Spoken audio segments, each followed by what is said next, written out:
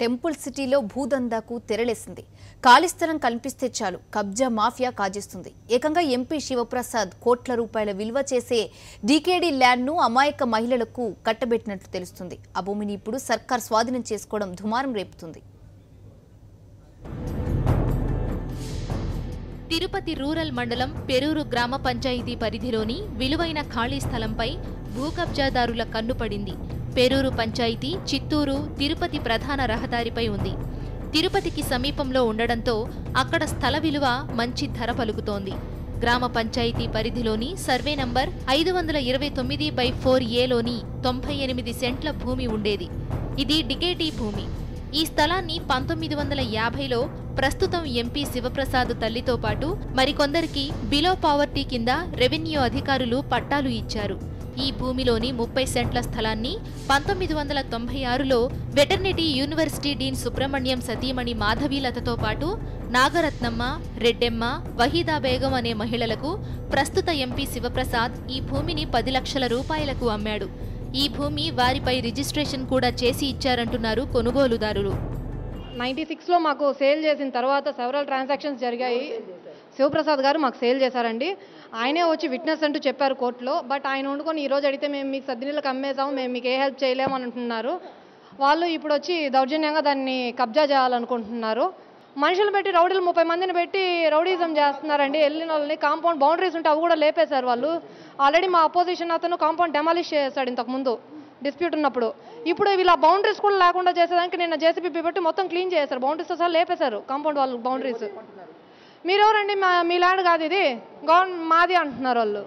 4 లేడీస్కు కొనుక్కున్నాము. అప్పుడు మా పసుపు కుంకాల డబ్బులతో కొనుక్కున్నాము. ఇప్పుడు ఇంతవరకు పక్కనైనా కేసు వేసేసి ఇంతవరకు కేసు జరుగుతూ ఉంది. 19 ఏళ్ళ నుంచి మేము కేసుతో పోరాడుతూనే ఉన్నాము. ఇప్పుడు మళ్ళీ ఆయనే మళ్ళీ అమ్మేసేసి మళ్ళీ మాదే అని చెప్పి అంటున్నారు వాళ్ళు. అని ఇట్లా పెద్దవాళ్ళు వచ్చేసి మా ఇట్లా మళ్ళీ అంత దాన్ని క్లీన్ చేసేసి అంతా ఇది ఆక్యుపై చేసుకోవాలని మాకు ఉండేటట్టుగా మాకు న్యాయం చేసేటట్టుగా మాకు మహిళా వాళ్ళకి న్యాయం చేయాలని మేము కోరుకుంటున్నాము. ఇప్పుడు భూమికి మంచి ధర ఉండడంతో ఆ భూమి తమదేనంటూ ఎంపీ శివప్రసాద్ తిరగబడ్డాడని మహిళలు ఆరోపిస్తున్నారు. మీరు ఏదైనా చేయాలనుకుంటే ఇప్పుడు ఎంఆర్ఓ దగ్గర నన్ను పిలుచుకోకపోతేనే చేస్తాను, ఎంఆర్ఓ వాళ్ళకి అంత లెటర్ ఇచ్చేస్తున్నాను, మీరు పోయినా కూడా చేయరు వాళ్ళు అని చెప్పాడు. మేము ఎవరికి చెప్పుకోవాలి? 4 లేడీసు మా ఇంట్లో మా మగవాళ్ళు మమ్మల్ని తిడుతున్నారు, మా పెత్తనం లేకుండా మీరు తీసుకున్నారని. మా మదర్ వాళ్ళు మాకు పసుపు కుంకాలకి ఇచ్చారు డబ్బు. ఆ డబ్బులు పెట్టి మేము కొనుక్కున్నాం 4 లేడీసు. నేను ఒక్కదానే కొనుక్కోలేక మీతో ముగ్గురిని జాయిన్ చేసుకొని కొనుక్కున్నాను. వాళ్ళు ఏమంటున్నారు?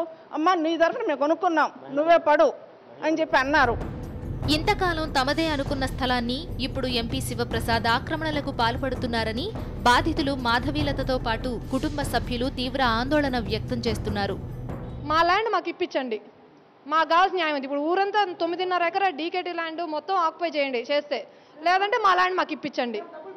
టోటల్ ఇప్పుడు 529 9.6 ఏకర్స్లో అది మొత్తం డీకేటీ ల్యాండ్ అయినప్పుడు అది మొత్తం గవర్నమెంట్ భూమికి ఉండాలి.